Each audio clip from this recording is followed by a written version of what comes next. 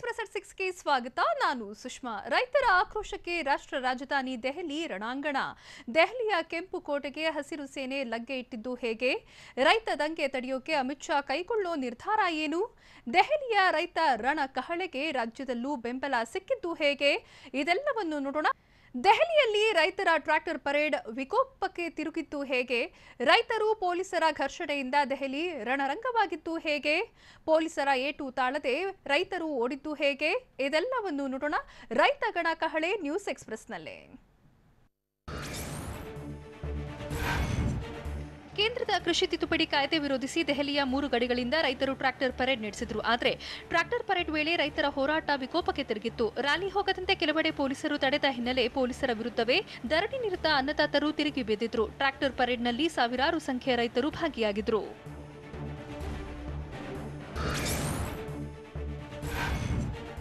ಕೃಷಿ ಕಾಯ್ದೆಗಳನ್ನು ವಿರೋಧಿಸಿ ದೆಹಲಿಯಲ್ಲಿ ರೈತರು ನಡೆಸಿದ ಟ್ರ್ಯಾಕ್ಟರ್ ರ್ಯಾಲಿ ವೇಳೆ ಭಾರೀ ಹಿಂಸಾಚಾರ ನಡೆದಿದೆ. ರೈತರು ಪೊಲೀಸರ ಘರ್ಷಣೆಯಿಂದ ದೆಹಲಿ ಅಕ್ಷರಶಃ ರಣಾಂಗಣವಾಗಿತ್ತು. ಲಾಠಿ ಚಾರ್ಜ್ಗೂ ಬೆದರದೆ ದೆಹಲಿಗೆ ರೈತರು ಲಗ್ಗೆ ಇಟ್ಟಿದ್ದಾರೆ. ಪ್ರತಿಭಟನಾ ನಿರತ ರೈತರ ಮೇಲೆ ಪೊಲೀಸರು ಲಾಠಿ ಚಾರ್ಜ್ ಮಾಡಿದ್ದು, ಅಶ್ರುವಾಯು, ಜಲಫಿರಂಗಿ ಬಳಸಿದ್ರು. ಇತ್ತ ರೈತರು ಕೂಡ ಪೊಲೀಸರ ಮೇಲೆ ದಾಳಿ ನಡೆಸಿದ್ದು, ಹಲವು ಪೊಲೀಸರು ರೈತರು ಗಾಯಗೊಂಡಿದ್ದಾರೆ.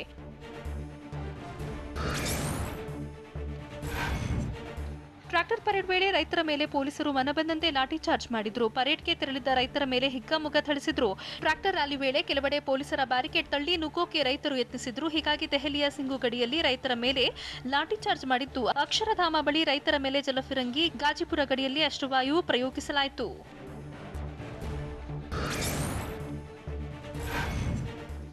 ದೆಹಲಿಯಲ್ಲಿ ರೈತರ ರ್ಯಾಲಿ ಹಿಂಸಾಚಾರಕ್ಕೆ ತಿರುಗಿತ್ತು. ಪರೇಡ್ಗೆ ತೆರಳುತ್ತಿದ್ದ ಟ್ರ್ಯಾಕ್ಟರ್ ತಡೆದ ಪೊಲೀಸರು ಟ್ರ್ಯಾಕ್ಟರ್ ಸುತ್ತುವರಿದು ನೂರಾರು ಪೊಲೀಸರಿಂದ ರೈತರ ಮೇಲೆ ಲಾಠಿ ಚಾರ್ಜ್ ನಡೆಯಿತು. ಈ ವೇಳೆ ಪೊಲೀಸ್ ಲಾಠಿ ಚಾರ್ಜ್ ತಡೆಯೋಕೆ ಆಗದೆ ಟ್ರ್ಯಾಕ್ಟರ್ನಿಂದ ಇಳಿದು ರ್ಯಾಲಿಗೆ ಬಂದಿದ್ದ ರೈತ ಓಡಿ ಹೋದ ಪ್ರಸಂಗವೂ ನಡೆಯಿತು. ರ್ಯಾಲಿಗೆ ಬಂದಿದ್ದ ಒಂದೊಂದೇ ಟ್ರ್ಯಾಕ್ಟರ್ ನಿಲ್ಲಿಸಿ ಪೊಲೀಸರು ಲಾಠಿ ಚಾರ್ಜ್ ಮಾಡಿದ್ರು.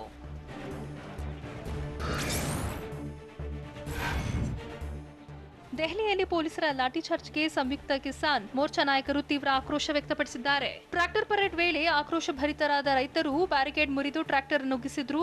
ರ್ಯಾಲಿಗೆ ಪೊಲೀಸರು ವಿಧಿಸಿದ ಷರತ್ತುಗಳು ಕೂಡ ಉಲ್ಲಂಘನೆಯಾಗಿದ್ದು, ಪ್ರತಿಭಟನಾ ನಿರತ ರೈತರು ದೊಣ್ಣೆ ಹಿಡಿದು ಬಂದಿದ್ರು. ಈ ವೇಳೆ ಪೊಲೀಸರ ಮೇಲೆ ಹಲ್ಲೆಗೆ ಯತ್ನಿಸಿದ್ದು, ಹಲವು ರೈತರು ಪೊಲೀಸರು ಗಾಯಗೊಂಡಿದ್ದಾರೆ.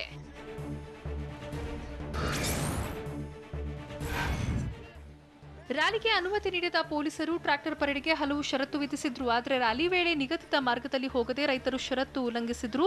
ಇದೇ ವೇಳೆ ಬಸ್ಗಳನ್ನು ರಸ್ತೆಗೆ ಅಡ್ಡ ನಿಲ್ಲಿಸಿ ರೈತರ ಟ್ರ್ಯಾಕ್ಟರ್ ಪರೇಡ್ ತಡೆಯೋಕೆ ಪೊಲೀಸರು ನಡೆಸಿದ ಯತ್ನ ವಿಫಲವಾಯಿತು. ಬಸ್ಗಳ ಗಾಜು ಪುಡಿ ಪುಡಿ ಮಾಡಿ ರೈತರು ಆಕ್ರೋಶ ವ್ಯಕ್ತಪಡಿಸಿದರು.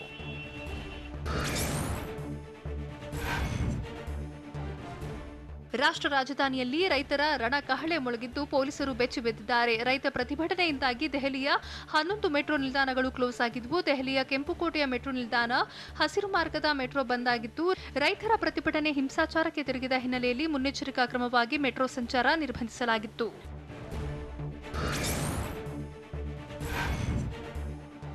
ಟ್ರ್ಯಾಕ್ಟರ್ ಪರೇಡ್ ವೇಳೆ ದೆಹಲಿಯಲ್ಲಿ ಪೊಲೀಸರ ವಿರುದ್ಧವೇ ರೈತರು ತಿರುಗಿ ಬಿದ್ದಿದ್ರು. ಕೈಗೆ ಸಿಕ್ಕಿದ್ದನ್ನ ರೈತರು ಪೊಲೀಸರ ಮೇಲೆ ಎಸೆದ್ರು. ಧರಣಿ ನಿರತ ರೈತರ ದಾಳಿಗೆ ಹೆದರಿದ ಪೊಲೀಸರು ಪ್ರಾಣ ರಕ್ಷಣೆಗಾಗಿ ಓಡಿ ಹೋದ್ರು. ಮತ್ತೊಂದು ಕಡೆ ಬಸ್ಗೆ ಟ್ರ್ಯಾಕ್ಟರ್ ಗುದ್ದಿಸಿದ್ರು. ಹೀಗಾಗಿ ಕರ್ನಲ್ ಬೈಪಾಸ್ ಬಳಿ ರೈತರ ಕಿಚ್ಚಿಗೆ ಬೆಚ್ಚಿಬಿದ್ದ ಪೊಲೀಸರು ಬ್ಯಾರಿಕೇಡ್ಗಳನ್ನು ತೆಗೆದ್ರು.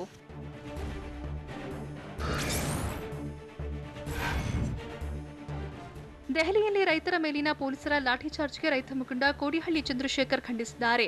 ರೈತರು ಶಾಂತಿಯುತವಾಗಿ ಪ್ರತಿಭಟನೆ ನಡೆಸುತ್ತಿದ್ರು. ಆದರೆ ರೈತರ ಹೋರಾಟವನ್ನ ಹತ್ತಿಕ್ಕುವ ಪ್ರಯತ್ನವಾಗಿದ್ದು, ಇದೊಂದು ಉದ್ದೇಶಪೂರ್ವಕ ಕೃತ್ಯ. ಮೊದಲಿನಿಂದಲೂ ರೈತ ಚಳವಳಿ ಹತ್ತಿಕ್ಕುವ ಕೆಲಸ ಆಗ್ತಿದೆ. ನಮ್ಮ ರಾಜ್ಯದಲ್ಲೂ ಇದೇ ಪ್ರಯತ್ನ ಮಾಡಲಾಗ್ತಿದ್ದು, ಅದಕ್ಕೆ ಟ್ರ್ಯಾಕ್ಟರ್ ಪರೇಡ್ಗೆ ಅನುಮತಿ ನೀಡಿಲ್ಲ ಅಂತ ಕೋಡಿಹಳ್ಳಿ ಚಂದ್ರಶೇಖರ್ ಆರೋಪಿಸಿದರು.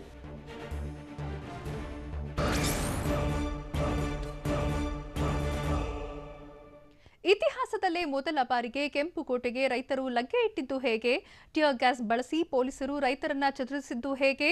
ರೈತ ಕ್ರಾಂತಿ ಪಡೆಯೋಕೆ ಅಮಿತ್ ಶಾ ಕೈಗೊಳ್ಳೋ ನಿರ್ಧಾರ ಏನು? ಇದೆಲ್ಲವನ್ನು ನೋಡೋಣ ಕೆಂಪುಕೋಟೆಗೆ ಲಗ್ಗೆ ನ್ಯೂಸ್ ಎಕ್ಸ್‌ಪ್ರೆಸ್‌ನಲ್ಲೇ.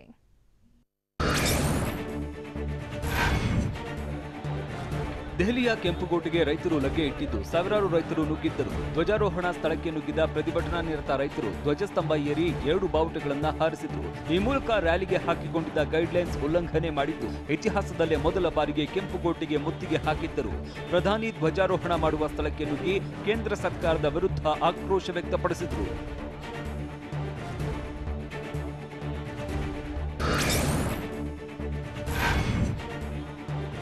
ರೈತರ ಪ್ರತಿಭಟನೆಯಿಂದ ನವದೆಹಲಿಯ ಕೆಂಪುಕೋಟೆಯಲ್ಲಿ ಹೈಡ್ರಾಮಾವೇ ನಡೆಯಿತು. ಧ್ವಜಾರೋಹಣ ಸ್ಥಳದಿಂದ ರೈತರನ್ನ ಕೆಳಗಿಳಿಸುವುದಕ್ಕೆ ಪೊಲೀಸರು ಹರಸಾಹಸ ಪಟ್ಟರು. ರಾಷ್ಟ್ರಧ್ವಜ, ಕಿಸಾನ್ ಧ್ವಜ ಹಿಡಿದು ರೈತರು ಕೇಂದ್ರ ಸರ್ಕಾರದ ವಿರುದ್ಧ ಘೋಷಣೆ ಕೂಗಿದ್ರು. ಕೃಷಿ ತಿದ್ದುಪಡಿ ಕಾಯ್ದೆಯನ್ನು ವಾಪಸ್ ಪಡೆಯುವಂತೆ ಆಗ್ರಹಿಸಿದ್ರು.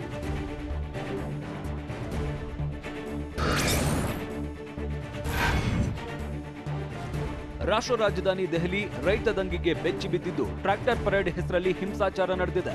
ಹೀಗಾಗಿ ರೈತರನ್ನ ಚದುರಿಸುವುದಕ್ಕೆ ಪೊಲೀಸರು ಟಿಯರ್ ಗ್ಯಾಸ್ ಬಳಸಿದ್ರು. ಕೆಂಪುಕೋಟೆ ಆಕ್ರಮಿಸಿದ ರೈತರು ಧ್ವಜಾರೋಹಣ ಮಾಡುವ ಸ್ಥಳಕ್ಕೆ ಮುತ್ತಿಗೆ ಹಾಕಿದ್ರು. ದೆಹಲಿಯ ನಮ್ಗ್ಲೋಯಿಯಲ್ಲಿ ಟಿಯರ್ ಗ್ಯಾಸ್ ಬಳಸಿ ರೈತರನ್ನ ಚದುರಿಸಿದ ಪೊಲೀಸರು ಐಟಿಒ ಪ್ರದೇಶದಲ್ಲಿ ಲಾಠಿ ಚಾರ್ಜ್ ಮಾಡಿದ್ರು.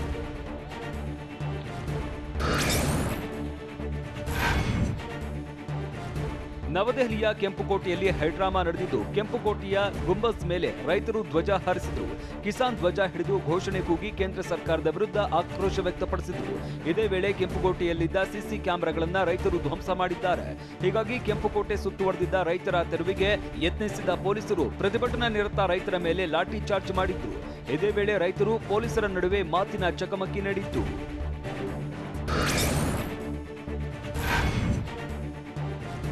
ದೆಹಲಿಗೆ ನುಗ್ಗಿದ ಸಾವಿರಾರು ಸಂಖ್ಯೆಯ ರೈತರು ಕೆಂಪುಕೋಟೆಗೆ ಲಗ್ಗೆ ಇಟ್ಟಿದ್ದರು. ಇದೇ ವೇಳೆ ಪಾರ್ಲಿಮೆಂಟ್ನತ್ತ ನುಗ್ಗಲು ಪ್ರತಿಭಟನಾ ನಿರತ ರೈತರು ಯತ್ನಿಸಿದ್ರು. ಟ್ರ್ಯಾಕ್ಟರ್ ಸಮೇತ ಪಾರ್ಲಿಮೆಂಟ್ಗೆ ಮುತ್ತಿಗೆಗೆ ಮುಂದಾದ್ರು. ಹೀಗಾಗಿ ಬಸ್ಗಳನ್ನ ಅಡ್ಡಲಾಗಿ ನಿಲ್ಲಿಸಿರುವ ಮೂಲಕ ಪಾರ್ಲಿಮೆಂಟ್ನತ್ತ ನುಗ್ಗದಂತೆ ರೈತರನ್ನ ಪೊಲೀಸರು ತಡೆದ್ರು.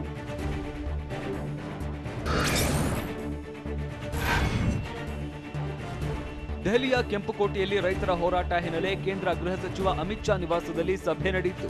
ಗೃಹ ಇಲಾಖೆ ಅಧಿಕಾರಿಗಳ ಜೊತೆ ಸಭೆ ನಡೆಸಿದ ಗೃಹ ಸಚಿವ ಅಮಿತ್ ಶಾ ಮುಂದಿನ ಹಂತದಲ್ಲಿ ಕೈಗೊಳ್ಳಬೇಕಾದ ಕ್ರಮಗಳ ಬಗ್ಗೆ ಚರ್ಚಿಸಿದ್ರು.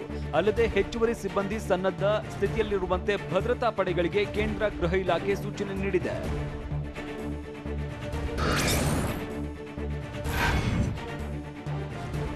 ದೆಹಲಿಯಲ್ಲಿ ರೈತರ ಟ್ರ್ಯಾಕ್ಟರ್ ಪರೇಡ್ ಹಿನ್ನೆಲೆ ದೆಹಲಿಯ ಹಲವು ಮಾರ್ಗದಲ್ಲಿ ವಾಹನ ಸಂಚಾರ ಬಂದ್ ಮಾಡಲಾಗಿತ್ತು.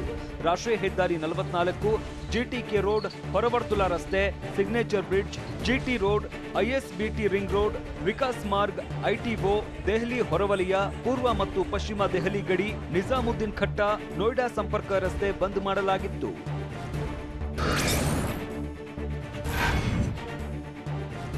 ರೈತರ ರೋಷಾಗ್ನಿಗೆ ರಾಷ್ಟ್ರ ರಾಜಧಾನಿ ಬೆಚ್ಚಿ ಬಿದ್ದಿದೆ. ಹೀಗಾಗಿ ದೆಹಲಿಯ ಹಲವೆಡೆ ಇಂಟರ್ನೆಟ್ ಸೇವೆ ಸ್ಥಗಿತ ಮಾಡಲಾಗಿದೆ.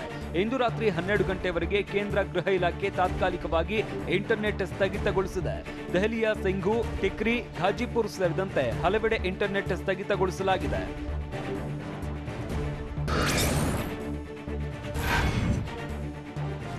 ದೆಹಲಿಯ ರೈತರ ಟ್ರ್ಯಾಕ್ಟರ್ ಪರೇಡ್ ವೇಳೆ ಭಾರೀ ಹಿಂಸಾಚಾರ ನಡೆದಿದೆ.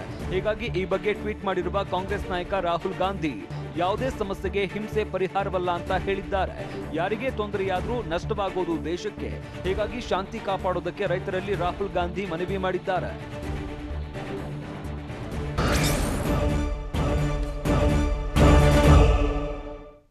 ಬೆಂಗಳೂರಿನ ಫ್ರೀಡಂ ಪಾರ್ಕ್ನಲ್ಲಿ ರೈತರ ಪ್ರತಿಭಟನೆ ಹೇಗಿದೆ? ಸಂಸತ್ಗೆ ಮುತ್ತಿಗೆ ಹಾಕ್ತೀವಿ ಅಂತ ಎಚ್ಚರಿಕೆ ಕೊಟ್ಟಿದ್ದು ಯಾರು? ಸಚಿವ ಬಿಸಿ ಪಾಟೀಲ್ ವಿವಾದದ ಕಿಡಿ ಹೊತ್ತಿಸಿದ್ದು ಹೇಗೆ?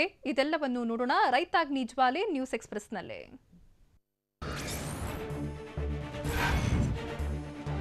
ದೆಹಲಿ ಮಾತ್ರವಲ್ಲ, ರಾಜ್ಯ ರಾಜಧಾನಿ ಬೆಂಗಳೂರಿನಲ್ಲೂ ರೈತರ ಪ್ರತಿಭಟನೆ ತೀವ್ರಗೊಂಡಿದೆ. ರೈತರ ರ್ಯಾಲಿ ಬೆಂಗಳೂರಿನ ಫ್ರೀಡಂ ಪಾರ್ಕ್ನಲ್ಲಿ ಬೃಹತ್ ಪ್ರತಿಭಟನೆ ನಡೆಸಿದ್ರು. ಆನಂದರ ವೃತ್ತದ ಮೇಲ್ಸೇತುವೆ ಮೂಲಕ ರ್ಯಾಲಿ ಆಗಮಿಸಿತ್ತು. ರೈತ ಮಹಿಳೆಯರು ಟ್ರ್ಯಾಕ್ಟರ್ ಚಲಾಯಿಸಿಕೊಂಡು ಬಂದಿದ್ದು, ರೈತರು ಕೆಆರ್ ಸರ್ಕಲ್ ಕಡೆ ಹೋಗದಂತೆ ಬಿಗಿ ಭದ್ರತೆ ಕೈಗೊಳ್ಳಲಾಗಿತ್ತು.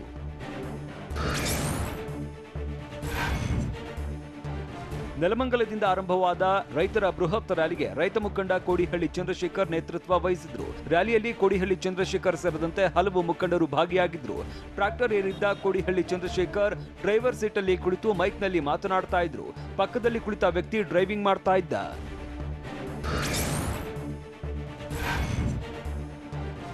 ಕಳೆದ 2 ತಿಂಗಳಿನಿಂದ ದೆಹಲಿಯಲ್ಲಿ ಹೋರಾಟ ನಡೀತಾ ಇದ್ದು, ಕೇಂದ್ರ ಮತ್ತು ರಾಜ್ಯ ಸರ್ಕಾರ ರೈತರ ಪರ ಇಲ್ಲ, ನಾವು ಕಾರ್ಪೊರೇಟ್ ಕಂಪನಿ ಪರ ಇದ್ದೀವಿ ಅಂತ ಸಾಬೀತು ಮಾಡಿದ್ದಾರೆ ಅಂತ ರೈತ ಸಂಘದ ಗೌರವಾಧ್ಯಕ್ಷ ಚಾಮರಸ ಮಾಲಿ ಪಾಟೀಲ್ ಕಿಡಿಕಾರಿದ್ದಾರೆ. 3 ಕಾನೂನು ಹಿಂಪಡೆಯುವವರೆಗೆ ನಮ್ಮ ಹೋರಾಟ ನಿಲ್ಲಲ್ಲ. ವಾರದೊಳಗೆ ಕಾಯ್ದೆ ವಾಪಸ್ ಪಡೆಯುತ್ತಿದ್ರೆ ಮುಂದಿನ ತಿಂಗಳು ಸಂಸತ್ಗೆ ಮುತ್ತಿಗೆ ಹಾಕ್ತೇವೆ ಅಂತ ಚಾಮರಸ ಮಾಲಿ ಪಾಟೀಲ್ ಎಚ್ಚರಿಕೆ ನೀಡಿದ್ರು.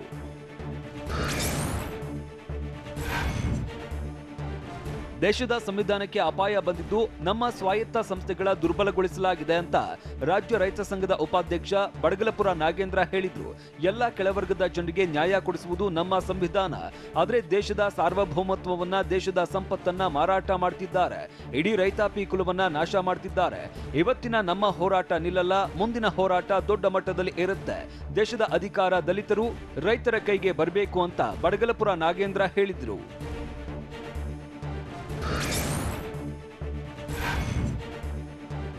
ರೈತರಿಗೆ ಬೆಂಬಲಿಸಿ ವಾಟಾಳ್ ನಾಗರಾಜ್ ವಿನೂತನವಾಗಿ ಪ್ರತಿಭಟನೆ ನಡೆಸಿದ್ರು. ಬೆಂಗಳೂರಿನ ಮೈಸೂರು ಬ್ಯಾಂಕ್ ಸರ್ಕಲ್ನಲ್ಲಿ ನೇಗಿಲು ಹಿಡಿದು ವಾಟಾಳ್ ನಾಗರಾಜ್ ಪ್ರತಿಭಟಿಸಿದ್ರು. ಲುಂಗಿ ಪೇಟಾ ಧರಿಸಿ ಡಿಫರೆಂಟ್ ಸ್ಟೈಲ್ನಲ್ಲಿ ಪ್ರತಿಭಟನೆ ನಡೆಸಿದ ವಾಟಾಳ್ ನಾಗರಾಜ್ಗೆ ಸಾರಾ ಗೋವಿಂದ್ ಸೇರಿದಂತೆ ಹಲವು ಕನ್ನಡ ಪರ ಸಂಘಟನೆಗಳ ನಾಯಕರು ಸಾಥ್ ಕೊಟ್ಟರು.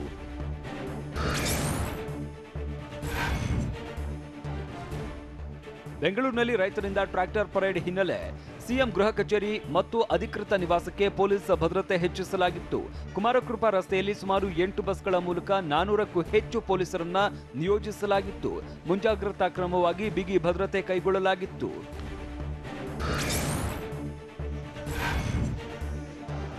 ರೈತರ ಪ್ರತಿಭಟನೆಗೆ ರಾಜ್ಯ ಕಾಂಗ್ರೆಸ್ ಬೆಂಬಲ ನೀಡಿದೆ. ದೇವನಹಳ್ಳಿ ಸಮೀಪದ ಸಾದಹಳ್ಳಿ ಗೇಟ್ ಬಳಿ ರೈತರು ಪ್ರತಿಭಟನೆ ನಡೆಸಿದ್ರು. ಈ ವೇಳೆ ಕೃಷ್ಣ ಬೈರೇಗೌಡ ಸಾಥ್ ಕೊಟ್ಟಿದ್ರು. ಬೆಂಗಳೂರಿಗೆ ಟ್ರ್ಯಾಕ್ಟರ್ಗಳ ಪ್ರವೇಶಕ್ಕೆ ಪೊಲೀಸರು ಅನುಮತಿ ನೀಡದ ಹಿನ್ನೆಲೆ ಏರ್ಪೋರ್ಟ್ ರಸ್ತೆಯ ಸಾದಹಳ್ಳಿ ಗೇಟ್ ಬಳಿ ನಿಂತು ಪ್ರತಿಭಟನೆ ನಡೆಸಿದ್ರು.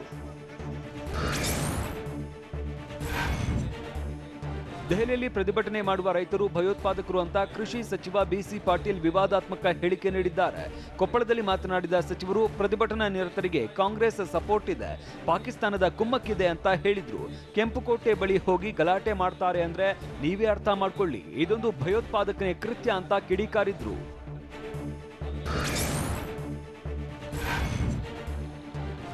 ರೈತರು ಯಾವತ್ತೂ ಈ ರೀತಿಯಾಗಿ ಕಾನೂನು ಕೈಗೆ ತೆಗೆದುಕೊಳ್ಳೋದಿಲ್ಲ. ಇದರ ಹಿಂದೆ ಪಾಕಿಸ್ತಾನದವರಿದ್ದಾರೆ, ಕಾಂಗ್ರೆಸ್ನವರಿದ್ದಾರೆ ಅಂತ ಬಿಸಿ ಪಾಟೀಲ್ ವಿವಾದ ಹುಟ್ಟು ಹಾಕಿದ್ದಾರೆ. ಪ್ರಧಾನಿ ಮೋದಿ ಜನಪ್ರಿಯತೆ ಕಂಡು ಹತಾಶರಾಗಿದ್ದಾರೆ. ಹೀಗಾಗಿ ಮೋದಿ ಸರ್ಕಾರ ಅಲುಗಾಡಿಸೋದಕ್ಕೆ ಸಾಧ್ಯವಿಲ್ಲ ಅಂದುಕೊಂಡವರು ಉಗ್ರರನ್ನ ಕರೆತಂದು ಅವರಿಗೆ ರೈತರ ಹೆಸರಿಟ್ಟು ಭಯೋತ್ಪಾದನೆ ಮಾಡಿಸಿದ್ದಾರೆ. ನಾವು ಇದನ್ನ ಖಂಡಿಸ್ತೇವೆ. ಯಾರೇ ಕಾನೂನು ಕೈಗೆ ತೆಗೆದುಕೊಂಡರೂ ನಿರ್ದಾಕ್ಷಿಣ್ಯವಾಗಿ ಕ್ರಮ ಕೈಗೊಳ್ಳಲಾಗುವುದು ಅಂತ ಹೇಳಿದ್ರು.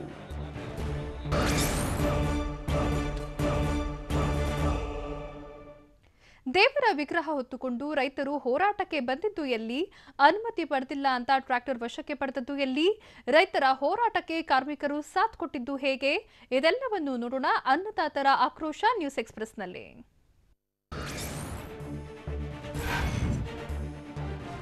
ಬೆಂಗಳೂರಿನ ಹೊಸಕೋಟೆ ಬಳಿ ರ್ಯಾಲಿಗೆ ತೆರಳಿದ್ದ ಟ್ರ್ಯಾಕ್ಟರ್ಗಳಿಗೆ ಪೊಲೀಸರು ತಡೆ ಹಾಕಿದ್ದಾರೆ. ಈ ವೇಳೆ ದೇವರ ವಿಗ್ರಹ ಹೊತ್ತು ತಂದ ಟ್ರ್ಯಾಕ್ಟರ್ ಒಂದು ತೆರಳೋಕೆ ಅವಕಾಶ ನೀಡಿದ್ದಾರೆ. ಅದಕ್ಕೂ ಮುನ್ನ ಆಲೂಗೆಡ್ಡೆ ಏರಿಕೊಂಡು ಬಂದ ಟ್ರ್ಯಾಕ್ಟರ್ ಅನ್ನ ಪೊಲೀಸರು ವಾಪಸ್ ಕಳಿಸಿದ್ರು. ಆ ಬಳಿಕ ದೇವರನ್ನ ಹೊತ್ತು ತಂದ ಟ್ರ್ಯಾಕ್ಟರ್ ಬಿಟ್ಟು ಪೊಲೀಸರು ಭಕ್ತಿ ಮೆರೆದಿದ್ದಾರೆ. ಡಿಸಿಪಿ ದೇವರಾಜ್ ಅನುಮತಿ ಮೇರೆಗೆ ಟ್ರ್ಯಾಕ್ಟರ್ ಬಿಟ್ಟಿದ್ದಾರೆ.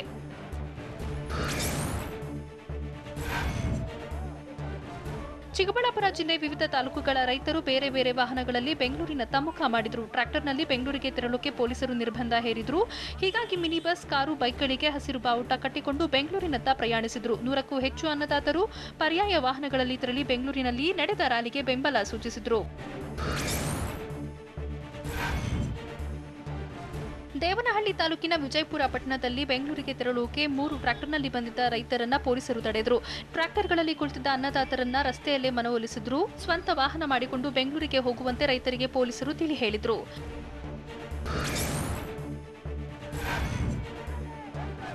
ಇನ್ನು ಕೋಲಾರ ಜಿಲ್ಲೆ ಬಂಗಾರಪೇಟೆ ಪಟ್ಟಣದಲ್ಲಿ ಬೆಂಗಳೂರಿನತ್ತ ಹೊರಟಿದ್ದ ಟ್ರ್ಯಾಕ್ಟರ್ಗಳನ್ನು ಪೊಲೀಸರು ವಶಕ್ಕೆ ಪಡೆದರು.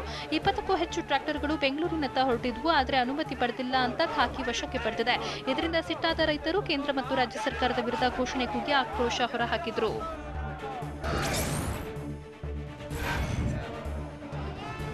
ಹುಬ್ಬಳ್ಳಿಯಲ್ಲೂ ಪ್ರತಿಭಟನೆ ಕಾವು ಜೋರಾಗಿತ್ತು. ಕೇಂದ್ರ ಕೃಷಿ ಕಾಯ್ದೆಗಳನ್ನು ವಿರೋಧಿಸಿ ರೈತರು ಟ್ರ್ಯಾಕ್ಟರ್ ರ್ಯಾಲಿ ನಡೆಸಿದ್ರು. ಮಾಜಿ ಶಾಸಕ ಕೋನರೆಡ್ಡಿ ನೇತೃತ್ವದಲ್ಲಿ ಜಮಾವಣೆಗೊಂಡ ರೈತರು ಕೇಂದ್ರದ ವಿರುದ್ಧ ಘೋಷಣೆ ಕೂಗಿದ್ರು. ಬಳಿಕ ಚೆನ್ನಮ್ಮ ವೃತ್ತದಲ್ಲಿ ಸೇರಿ ಕೃಷಿ ಕಾಯ್ದೆಯನ್ನು ವಾಪಸ್ ಪಡೆಯುವಂತೆ ಒತ್ತಾಯಿಸಿದ್ರು. ಈ ವೇಳೆ ಟ್ರ್ಯಾಕ್ಟರ್ ರ್ಯಾಲಿಗೆ ಆಟೋ ಚಾಲಕರು ಸಾಥ್ ಕೊಟ್ಟರು.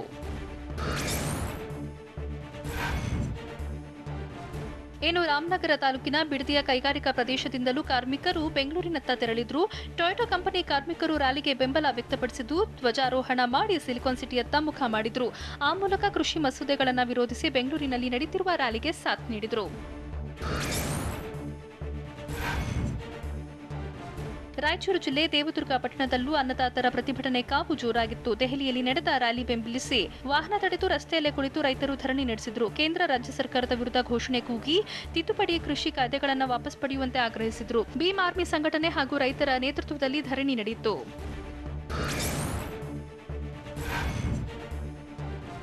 ರೈತರ ಟ್ರಾಕ್ಟರ್ ರ್ಯಾಲಿಗೆ ಯಾದಗಿರಿಯಲ್ಲಿ ಭಾರಿ ಬೆಂಬಲ ವ್ಯಕ್ತವಾಯಿತು. ರೈತ ವಿರೋಧಿ ಕೃಷಿ ಕಾಯ್ದೆಗಳ ವಿರುದ್ಧ ಕಾರ್ಮಿಕರ ಸಂಘಟನೆಗಳು ಗರಂ ಆಗಿದ್ದು, ಆಟೋ ಚಾಲಕ ಸಂಘಟನೆ ರ್ಯಾಲಿಗೆ ಬೆಂಬಲ ನೀಡಿದ್ವು. ಈ ವೇಳೆ 300ಕ್ಕೂ ಹೆಚ್ಚು ಟ್ರಾಕ್ಟರ್ ಮತ್ತು ವಿವಿಧ ವಾಹನಗಳ ಮೂಲಕ ರೈತರು ಬೃಹತ್ ರ್ಯಾಲಿ ನಡೆಸಿದ್ರು. ವಡಗೇರಾ ವೃತ್ತದಿಂದ ನಗರದ ಪ್ರಮುಖ ರಸ್ತೆಯಲ್ಲಿ ಮೆರವಣಿಗೆ ಸಾಗಿತು.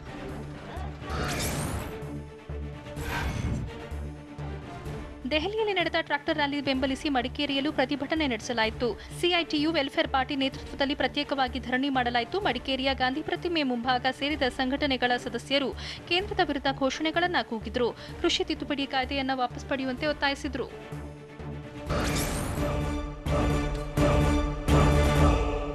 ನಾವು ರೈತರ ಪ್ರತಿಭಟನೆಯನ್ನ ಹತ್ತಿಕ್ಕಿಲ್ಲ ಅಂತ ಹೇಳಿದ್ದು ಯಾರು? ರೈತರನ್ನ ಹೈಜಾಕ್ ಮಾಡಿದ್ದಾರೆ ಅಂತ ಸಚಿವ ಸುಧಾಕರ್ ಆರೋಪಿಸಿದ್ದು ಯಾಕೆ? ಟ್ರಾಕ್ಟರ್ ರ್ಯಾಲಿ ತಡೆದಿದ್ದು ಪ್ರಜಾಪ್ರಭುತ್ವದ ಕಗ್ಗೊಲೆ ಅಂತ ಸಿದ್ದರಾಮಯ್ಯ ಹೇಳಿದ್ದು ಯಾಕೆ? ಇದೆಲ್ಲವನ್ನು ನೋಡೋಣ ಲೀಡರ್ಸ್ ಕಿಡಿ ನ್ಯೂಸ್ ಎಕ್ಸ್‌ಪ್ರೆಸ್‌ನಲ್ಲಿ.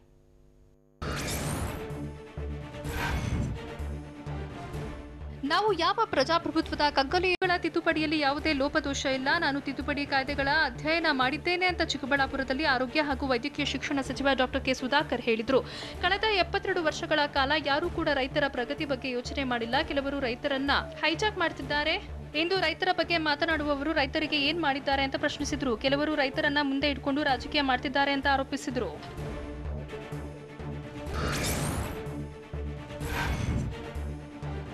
ಕಾಂಗ್ರೆಸ್ ನಾಯಕರು ರೈತರ ದಿಕ್ಕು ತಪ್ಪಿಸುತ್ತಿದ್ದಾರೆ ಅಂತ ಸಚಿವ ಬಿ ಶ್ರೀರಾಮುಲು ಕೈ ನಾಯಕರ ವಿರುದ್ಧ ಆರೋಪಿಸಿದ್ದಾರೆ. ಕಾಂಗ್ರೆಸ್ ಪಕ್ಷ ರೈತಪರ ಅಂತ ಡೋಂಗಿ ರಾಜಕಾರಣ ಮಾಡ್ತಿದೆ. ಕೆಪಿಸಿಸಿ ಅಧ್ಯಕ್ಷ ಡಿಕೆ ಶಿವಕುಮಾರ್ಗೆ ರೈತಪರ ಕಾಳಜಿ ಇಲ್ಲ. ಅವರು ಯಾವತ್ತೂ ರೈತ ಹೋರಾಟ ಮಾಡಿಲ್ಲ. ದೆಹಲಿಯ ರೈತ ಹೋರಾಟದಲ್ಲೂ ಪಾಲ್ಗೊಂಡಿಲ್ಲ ಅಂತ ವ್ಯಂಗ್ಯವಾಡಿದ್ರು.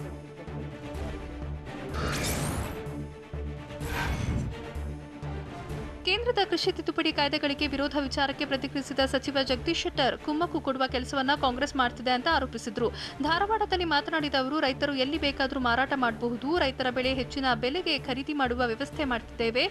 ಬೇರೆ ರಾಜ್ಯಗಳಲ್ಲಿ ಯಾವುದೇ ಹೋರಾಟ ಇಲ್ಲ, ಆದರೆ ನಮ್ಮ ರಾಜ್ಯದಲ್ಲಿ ಹೋರಾಟ ಮಾಡ್ತಿದ್ದಾರೆ. ಟೀಕೆ ಮಾಡುವುದೇ ಕಾಂಗ್ರೆಸ್ ಕೆಲಸವಾಗಿದೆ ಅಂತ ಕಿಡಿಕಾರಿದ್ರು.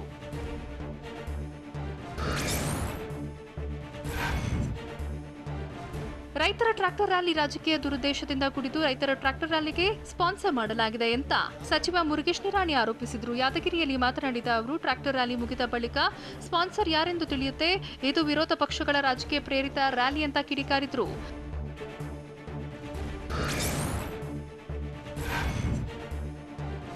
ರೈತರನ್ನ ಪೊಲೀಸರು ತಡೆದಿದ್ದು ಪ್ರಜಾಪ್ರಭುತ್ವದ ಕಗ್ಗೊಲೆ ಅಂತ ವಿಪಕ್ಷ ನಾಯಕ ಸಿದ್ದರಾಮಯ್ಯ ಆರೋಪಿಸಿದರು. ರಾಜ್ಯ ಸರ್ಕಾರ ಸರ್ವಾಧಿಕಾರಿ ಧೋರಣೆಯನ್ನ ತಾಳುತ್ತಿದ್ದು ರೈತರ ಹೋರಾಟದ ಹಕ್ಕು ಕಿತ್ತುಕೊಳ್ಳುವ ಕೆಲಸ ಮಾಡ್ತಿದೆ. ಇದಕ್ಕೆ ಮುಂದಿನ ದಿನಗಳಲ್ಲಿ ಜನರೇ ತಕ್ಕ ಉತ್ತರ ನೀಡ್ತಾರೆ ಅಂತ ಬೆಂಗಳೂರಿನಲ್ಲಿ ಸಿದ್ದರಾಮಯ್ಯ ಹೇಳಿದರು.